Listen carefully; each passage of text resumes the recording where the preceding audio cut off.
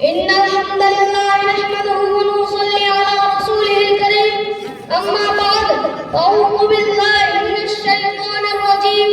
بسم الله الرحمن الرحيم اقرأ باسم ربك الذي خلق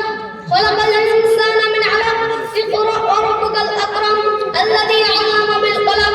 علم الإنسان ما لم يعلم وقال النبي صلى الله عليه وسلم طلب العلم فريضة على كل مسلمين وقال شاعر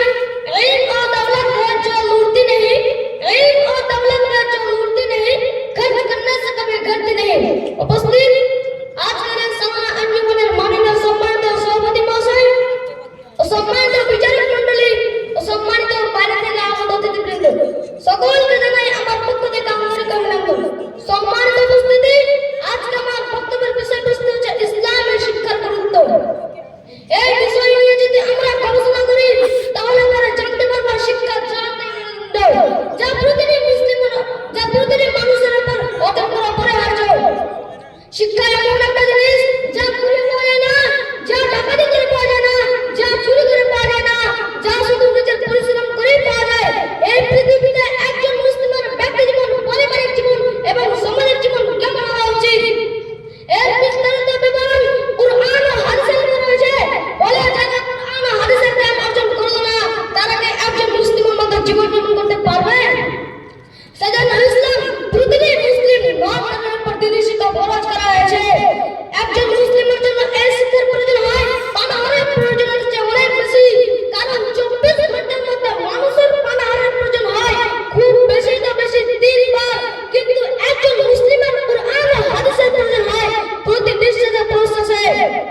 কেননা একজন মুসলিমের খাওয়া দাওয়া কথা বলা ঘোরাফেরা সব কিছুই শরীয়ত অনুযায়ী হতে হবে নইলে সে পূর্ণ মুমিন হতে পারে না দিনী শিক্ষার এই গুরুত্বের জন্য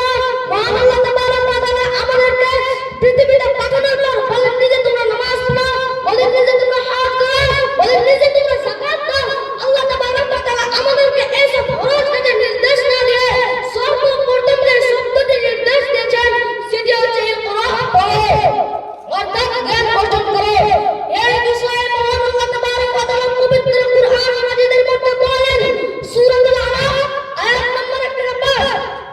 ইকরা বিসমি রাব্বিকাল লাযী খলাক খলাকাল ইনসানা মিন আলাক ইকরা ওয়া রাব্বুকাল আকরাম আল্লাযী আল্লামা বিল কলম আল্লামাল ইনসানা মা লাম ইয়ালাম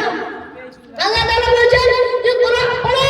বিসমি রাব্বিকাল লাযী খলাক তোমার নামের নামে যিনি সৃষ্টি করেছেন খলাকাল ইনসানা মিন আলাক জমাট বাঁধা রক্তের একটা পিণ্ডে মানুষকে সৃষ্টি করেছেন ইকরা ওয়া রাব্বুকাল আকরাম পড়ো আর তোমার রবের নাম রশিদ আল্লাযী আল্লামা বিল কলম যিনি কলমের সাথে জ্ঞান শিখিয়েছেন আল্লামাল ইনসানা মা লাম ইয়ালাম মানুষকে এমন জ্ঞান দিয়েছেন যা সে জানতো না সম্মানিত মুসলিম সমাজ এই আয়াত থেকে আমরা এটাই বুঝতে পারলাম আমাদেরকে আল্লাহর নামে পড়তে হবে আল্লাহ তাআলা আমাদেরকে জমাট বাঁধা রক্তের একটা পিণ্ডে সৃষ্টি করেছেন আল্লাহ তাআলা আমাদেরকে কলমের সাথে জ্ঞান শিখিয়েছেন আমাদেরকে এমন জ্ঞান দিয়েছেন যা আমরা আগে জানতাম না নবী করিম